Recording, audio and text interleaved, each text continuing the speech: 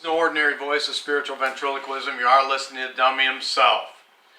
Does the Torah go all the way back to the garden? I know that's a popular idea right now, especially in the Hebrew camps, amongst Israelites. And I don't fault people for their zeal and getting all lathered up and itching to preach and all of that, but, you know, some things are better left unsaid. And saying something or teaching or, you know, passing on that the Torah goes all the way back to the Garden of Eden is utterly ridiculous, and I'm going to show you why here in just a minute. I've always said that was a problematic issue. Especially you can just go to Genesis 9:3. You know, Noah loads all the clean and the unclean animals on the boat, and he offloads them off the boat. Right after he offloads them off the boat, Yah says a strange thing, every creeping creature, I'm reading from the Scriptures version, which is a sanitized King James version. Every creeping creature that lives is food for you. I have given you all as I gave the green plants. Every creeping creature that lives is food for you. There's no exclusions here. We import those ideas into the text. That's called eisegetical rendering. When you import into the text things you already got rolling around in your marble box in your head. So it ain't so. So now this presents a problem. Why are clean animals and unclean animals mentioned at the beginning of this whole ark episode? Well, there's only two possibilities here. One possibility that clean and unclean animals were for sacrificial purposes. I've heard that espoused before. Haven't looked into it. Sounds good, but I'm not buying it until I do a lot of deeper digging on that subject and specifically. But the only other option is redaction.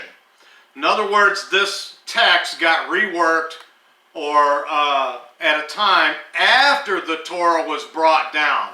So then something that was extant from the time frame of the text was now imported back into the text through the custom and tradition that the people espoused and held at the time. But that's nothing. That's nothing. The closer on this is the story out of Shemot, chapter 2, chapter 6. We're going to start with Shemot, chapter 2, to begin with. Now, the word Shemot is Hebrew for Exodus. Shemot means the book of names. Okay? Chapter 2, verse 1. Very vague reference here. And a man of the house of Levi went and married a daughter of Levi. And the woman conceived and bore a son, and she saw that he was a lovely child, and she hid him 3 months. We're talking about Jochebed, Moses' mother, Aaron's mother, and Miriam's mother. Again, a man of the house of Levi went and married a daughter of Levi. Very vague. No names mentioned here. Interesting when this is called the Book of Names. And they're going to use this vague generalities here. But it gets more specific, and we're going to turn to chapter 6. This is exactly why I said all along, this saying, this cliche about the Torah going all the way back to Moses, or all the way back, or Moses' law going all the way back to the Garden of Eden, is untenable. Okay, we'll leave it at that. I don't want to insult anybody by saying ridiculous. I don't want to say the word bullshit. I don't want to say anything like that because I don't want to offend anybody. But here we go. Exodus 6, chapter 20. And Amram, now we got a name. Book of Names. The names finally show up. And Amram took for himself Jochebed, his father's sister, as wife. And she bore him Aaron and Moshe. And the years of the life of Amram were 137. Okay? So Amram married his father's sister. Okay? Now wait a minute. If the Torah goes all the way back to the Garden of Eden, why is Amram marrying his father Levi's sister, which is his aunt. When less than 100 years later, this same Moses is going to tell all of Israel, you can't do this. Okay? Now, you're going to read in the Septuagint, you're going to read in the Samaritan, you're going to read in a lot of commentaries. People try to wishy-wash the thing to say, oh, there was a near kinswoman, and also that it was his cousin or something like that, to try to remove some of the stigma because of the knowledge that this commandment, less than 100 years later, is going to come down the pike and tell you can't do that. Since the Torah goes all the way back to the Garden of Eden, the implications here are, what do you say?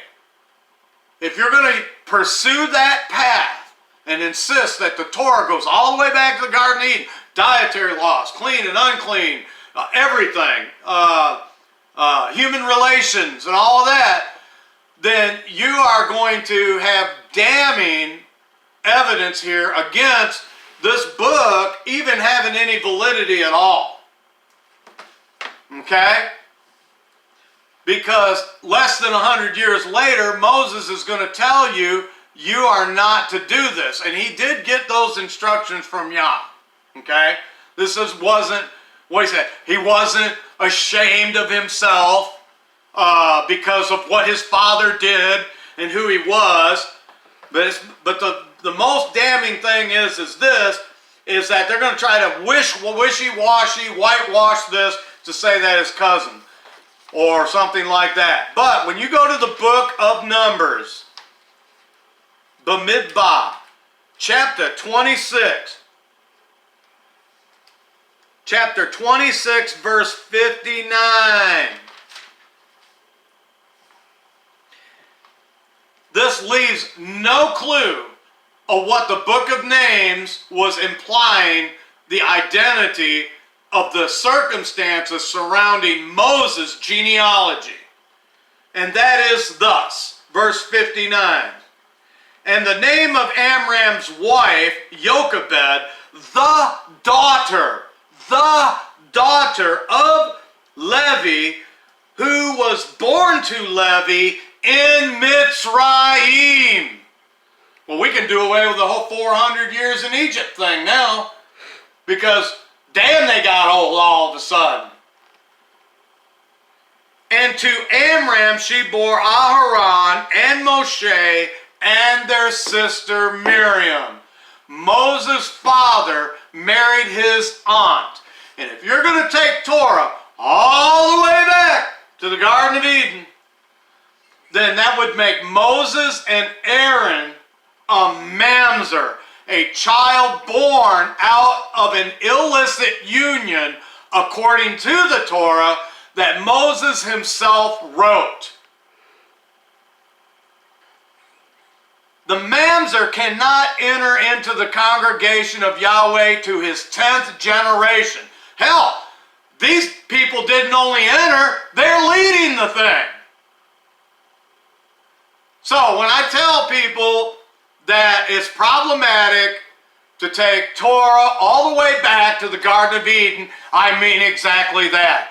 It is problematic. It is untenable. As a matter of fact, it's not something that we should even entertain with any seriousness at this point. So, there you have it.